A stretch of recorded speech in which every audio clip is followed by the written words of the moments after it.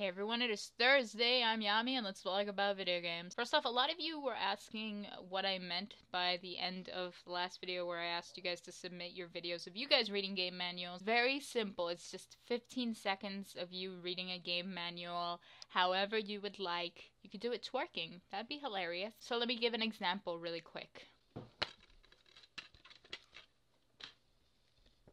Goku may not hit as hard as some of the other opponents you'll face, but his energy attacks are devastating. Nothing gets an opponent's attention better than good old-fashioned Kamehameha to the face. That's all you have to do.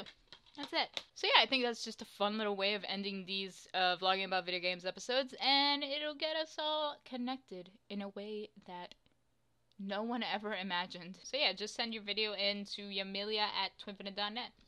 Alright, let's get started. News section. Shit happened. There's a new Ace Attorney coming out. Okay, I've only played like 5 minutes of Phoenix Wright Ace Attorney games. I need to play more of them. I know. It's just, something about visual novels. I could only sit through 999, and I feel like I can never do it again. That's how those games work, right? You select something that's predetermined, and you just go on with the story with that, and you just watch the story unfold.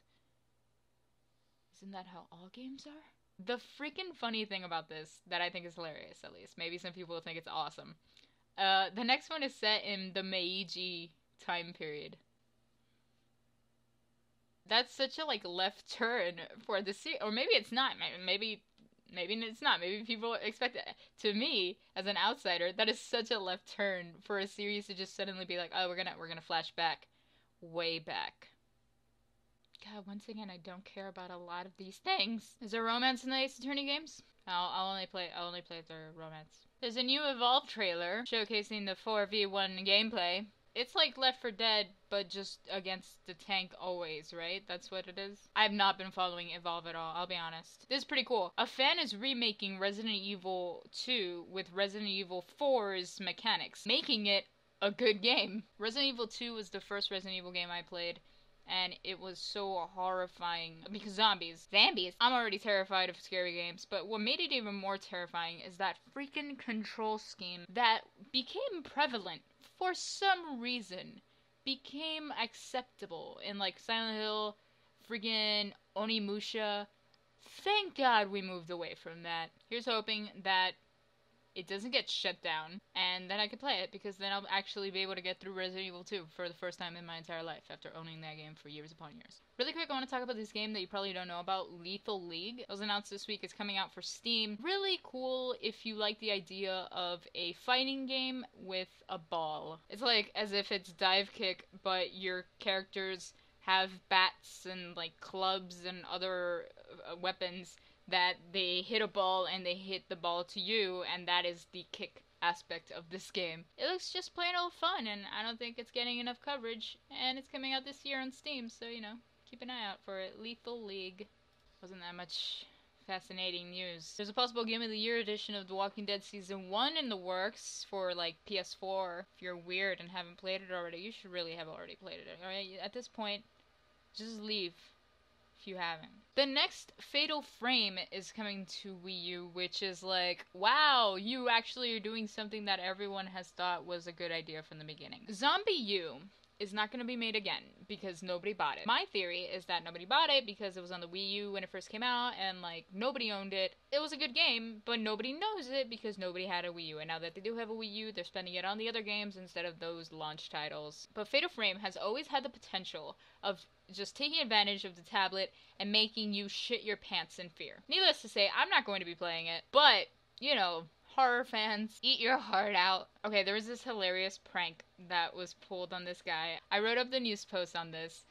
Funniest shit in the world. And I didn't even think about, like, all the prank possibilities that the Oculus Rift could bring. Like, I'm over here like, oh, yay, virtual reality. No, the true thing is not, oh, what can we do for virtual reality, but what can virtual reality do for us? Could prank the shit out of people, guys. You gotta check it out. It's the funniest little prank that was pulled on this poor guy. He's got the Oculus Rift on, and you know, it takes having headset a headset on to be fully immersed, and you got the freaking contraption blocking all your eyesight. He's playing a coaster or something. I forgot the name of the game, but it's a roller coaster simulator. He's just on the roller coaster, and then when it's about to drop, his asshole friend pushes him, and he freaks the hell out. It's the funniest shit. I would be freaked out too. Like, I'd be like, oh my god, what's happening?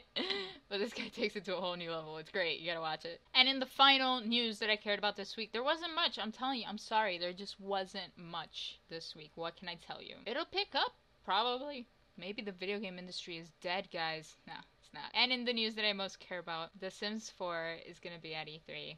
And I'm gonna play the shit out of it, guys. I'm gonna play it so much that I'm not even gonna be able to talk about anything else. Do you know what this means?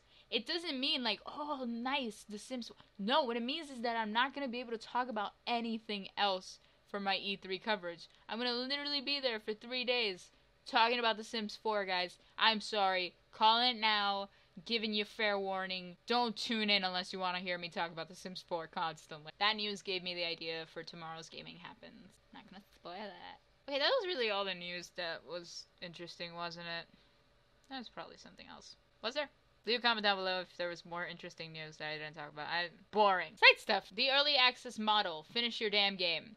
It's by Mike Geib on the staff. And he talks about how Early access is shit, guys. Let me talk about it instead.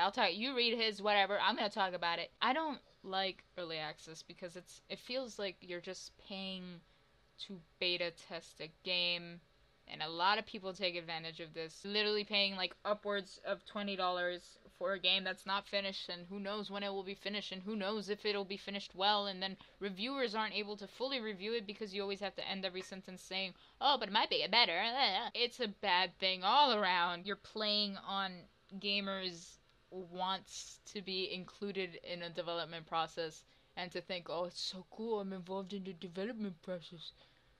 But it's like, you're really not. And the weird part about this is that a lot of these games are on Kickstarter. You'd think they'd have the money for the development. I don't want to judge, but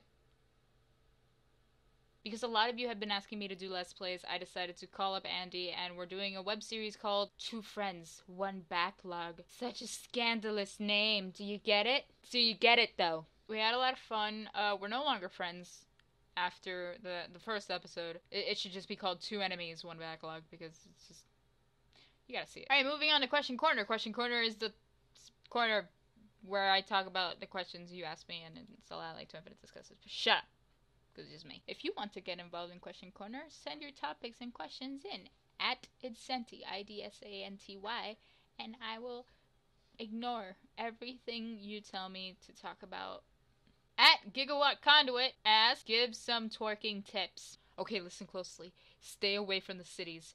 Don't trust anyone, and whatever you do, keep moving. Money and Donuts asks, if you ever had a daughter who speaks and acts like Vanille, would you still love her wholeheartedly? This is, of course, in reference to me not liking Final Fantasy XIII and thinking that Vanille moans so much that it just feels like you're playing pornography. Seriously, replay Final Fantasy XIII and realize just how much that girl moans in every cutscene. That she could just be walking and somehow stressed. Just, oh my god, oh my god. Who moans that much not in a porno? Come on, Vanille.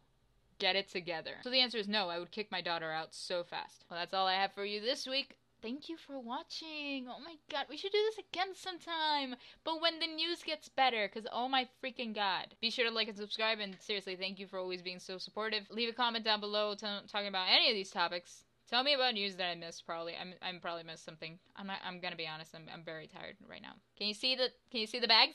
Can you see my death? And remember to send in your 15-second clips to yamilia@twinfinite.net so that we can get this little community ball rolling. Yeah, we could be friends. See you tomorrow for Gaming Happens.